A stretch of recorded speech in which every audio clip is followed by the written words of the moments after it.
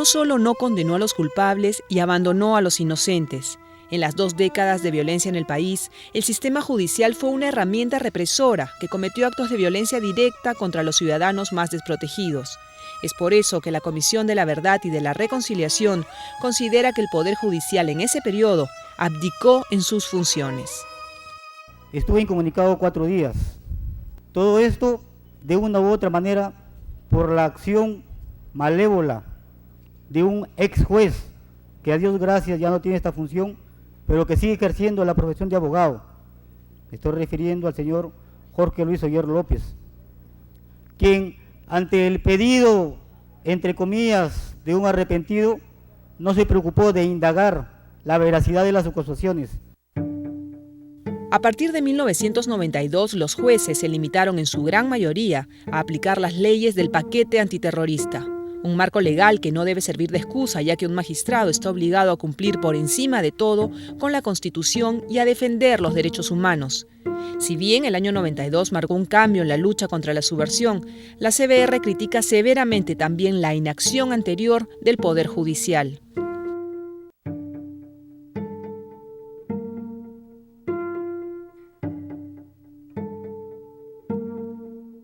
Venían las fuerzas del orden y se llevaban al padre, a la madre, se llevaban a medio pueblo y las esposas, los hijos iban a quejarse al fiscal y el fiscal no les hacía caso.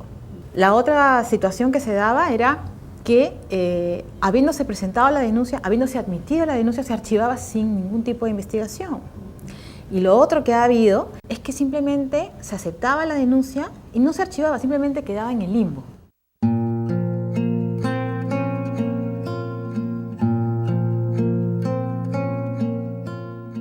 Los campesinos más pobres, las víctimas de la violencia en los años 80, fueron considerados ciudadanos de segunda categoría. Esto se vio reforzado cuando el gobierno de Fernando Belaúnde promulgó las leyes 749 y 2450, por las cuales se encargó a los militares el control en las zonas de emergencia.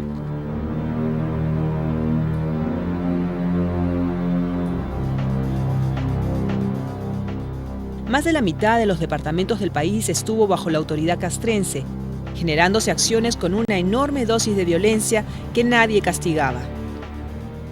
Un militar que cometía un delito en acto de servicio se consideraba un delito de función. El fuero militar así lo exigía y el fuero común lamentablemente así lo abdicó. De tal modo que creo que respondía más bien a la lógica con la que en ese momento se enfrentaba la subversión. La CBR menciona varios casos gravísimos en los que el Poder Judicial se lavó las manos al inhibirse a favor de la justicia militar. Las matanzas de Pucayacu, Calqui y Acomarca, las ejecuciones extrajudiciales en los penales de Lurigancho y El Frontón, la matanza de Cayara y la de La Cantuta. Entre nosotros hay 2 niños, al de 9 años. Es precisamente el año 92 el que determina un cambio radical en la lucha contra la subversión. Para justificar su dureza, el presidente Alberto Fujimori se apoyó en lo que se ha dado en llamar la coladera del sistema judicial de los 80, que permitió liberar a cientos de mandos senderistas. Según Fujimori, eso se dio por el miedo de los jueces al terrorismo, pero para la Comisión de la Verdad y de la Reconciliación, las causas de la coladera eran más complejas. Había que conocer a esa organización. Eso se demoró mucho, los jueces, los fiscales, la propia policía. Entonces, no se sabía distinguir quién era quién. En segundo lugar, estábamos ante un poder judicial que tenía deficiencias estructurales e históricas. Entonces, ¿por qué un poder judicial que no cumplía su función en nada, frente a un fenómeno complejo, lo iba a poder cumplir? Entonces requería reformas para que estuviera a la altura de las circunstancias. Amparándose en la coladera, el gobierno fujimorista promulgó un paquete legislativo antiterrorista reñido absolutamente con los estándares de derechos humanos. Se crean los jueces sin rostro, los tribunales militares y juicios sumarios, los que traen como consecuencia una multiplicación de inocentes en prisión.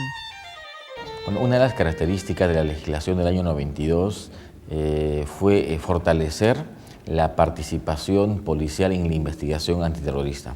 Y eso significó no solo por validar toda actividad policial, sino por limitar el derecho a la defensa. El procesado por terrorismo podía estar incomunicado 15 días y luego 30 días. Se afirmó en la ley antiterrorista que el atestado policial con participación del Ministerio Público, que lamentablemente en ese periodo fue muy simbólico, fue muy tangencial, tenía el valor de prueba, cosa que ciertamente un Estado democrático de derecho no resiste, no lo reconoce. Cientos de mujeres denunciaron haber sido violadas en 64 bases contrasubversivas y la Fiscalía no abrió ni una investigación, como tampoco lo hizo para averiguar el paradero de un centenar de estudiantes desaparecidos en la Universidad Nacional del Centro en Huancayo. En cambio, la comisión ha encontrado innumerables actas supuestamente firmadas por un fiscal el mismo día en zonas totalmente alejadas. El papel del Ministerio Público se limitó a suscribir la acción policial. Para los señores de la policía no les interesaba mucho la verdad, no trataban de investigar la verdad, querían que de todas maneras nosotros nos autoinculpemos, y era tan macabra su propuesta que nos decían, ¿sabes qué? Tu hermano ya confesó que él es senderista, y él también ha dicho de que ustedes también son senderistas, así es que ¿para qué vas a estar resistiendo más golpes? ¿Para qué van a estar haciendo sufrir a su madre? Ustedes también arrepiéntanse. La impunidad se oficializó con la ley de amnistía, que anuló cualquier investigación y sanción a los presuntos responsables de crímenes y violación a los derechos humanos entre mayo del 80 a junio del 95. De tal manera que en noviembre del 2000 no había ningún agente del Estado detenido por esos crímenes. En este contexto, los magistrados probos fueron una excepción. El fiscal Carlos Escobar Pineda, encargado de la matanza de Cayara, fue reemplazado cuando señaló que había indicios para acusar al general José Valdivia Dueñas, jefe del Comando Político Militar en Ayacucho. Autor intelectual de una masacre que nunca existió. La intervención del Ejecutivo en el Poder Judicial con el pretexto de la moralización y la reorganización volvió a jueces y fiscales aún más dependientes del Poder Central. Fortalecer la independencia del sistema de administración de justicia es una de las primeras recomendaciones del informe, así como derogar una serie de leyes inconstitucionales, sobre todo la que creó los estados de emergencia. Además, sugiere capacitar a los operadores de justicia en derechos humanos. Tiene que haber una sensibilización especial, lo cual no significa tener un sesgo por la víctima, sino significa tener un conocimiento amplio, no solamente de lo que es la legislación interna, sino la legislación internacional, que siempre la tienen que tener como referente si es que esta no ha sido incorporada al derecho nacional. Entonces es bien importante que así como existen jueces de familia, jueces laborales, jueces penales, hay especialización, se cree una especialización en derechos humanos, tanto en la parte judicial, el Poder Judicial, como en el Ministerio Público. Todos estos casos que la Comisión de la Verdad ha remitido al Ministerio Público, debería crearse, así como hay un sistema anticorrupción, debería haber un sistema que hubiesen fiscales, jueces, procuradores, para ver todos estos casos de violaciones de derechos humanos.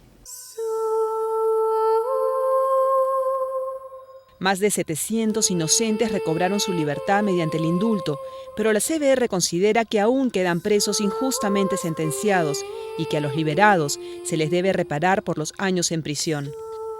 La tragedia de los inocentes no volverá a repetirse y el Estado condenará a quienes deben pagar por el daño al país, solo con una reforma integral del Poder Judicial.